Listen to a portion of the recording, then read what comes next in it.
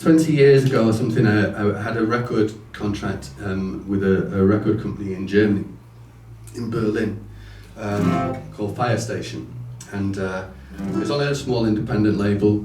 Went over there and did some gigs, and it was brilliant. And I had a great time, and they really looked after me. There was one time I went over to do some gigs with them, and I met these guys on a plane. Well, I flew EasyJet, and obviously it wasn't Elton John or anything. They didn't have a massive budget, but I flew with EasyJet from Liverpool, and I met all these lads on the plane, and I said, where you going? Got talking, and they were going to Berlin to watch the European Cup final, the football, but they weren't going to. It wasn't in Berlin. Every year, they go and watch the European Cup final in a European city. So like it was Berlin, it might have been Dublin the year after or whatever.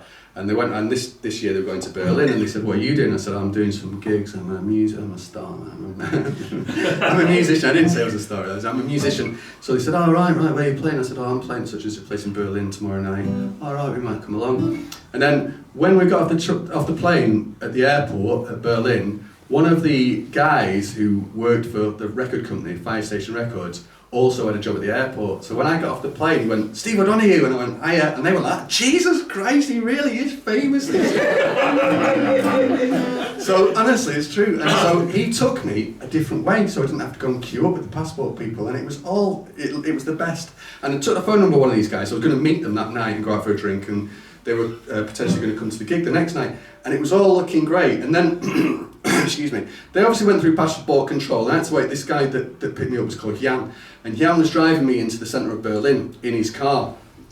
So Jan says, "I'm just going to go and get the car," and I'm waiting at the front of the airport, and Jan turns up in the car, and it's a smart car, those little tiny smart cars. So I've got a little sort of holder that I could have put I haven't got anything in the undercarriage or whatever, but I've got something I can put on the plane with me that's got a few bits and bobs in, and my guitar. And I get in the car, and it's that packed, and my face is like out of the guitar. And it was just like, I'd gone from being this amazing sort of, wow, he's really famous rock star, to this guy, and then don't we just pass all these lads? And I'm like, listen,